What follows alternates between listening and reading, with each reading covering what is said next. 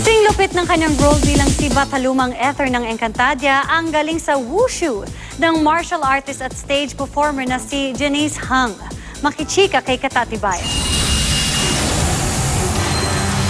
Kilalang mabagsik at malupit na katunggali ng mga diwata si Batalumang Ether.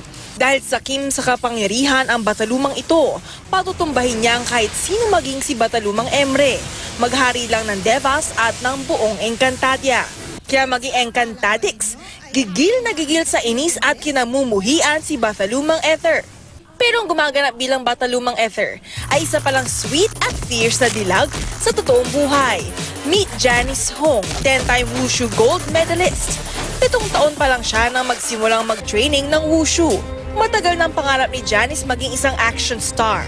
Pero hindi raw naging madali ang kanyang paglalakbay upang makamtan ito. My journey is hard kasi my parents weren't really supportive about wushu. Kasi para sa kanila, syempre, parang panlalaki yan, parang hindi bagay yan sa'yo.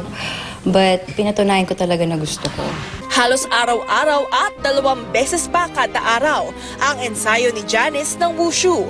Maliban sa pagiging physically at mentally fit, maraming benefits daw ang makukuha sa pagmamaster ng martial arts na ito.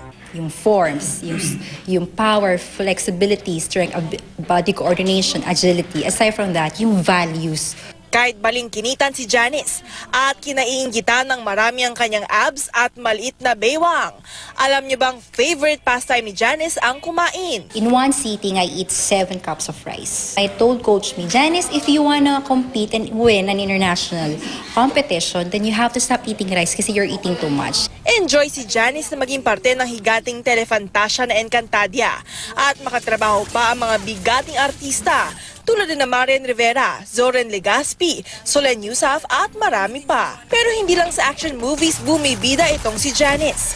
Magaling din ito sa musical theater at kamakailan nga ay nag-audition pa sa isang international film outfit bilang ang Disney princess na Mulan. Malay mo, the next Mulan will be coming from the Philippines, from Encantadia, di ba? It's nakakatuwa. Nagpasample pa si Janice ng kanyang audition piece. 艳阳身旁的乖女儿，难成问谁信仰。 Katatibayan, updated sa showbiz happenings.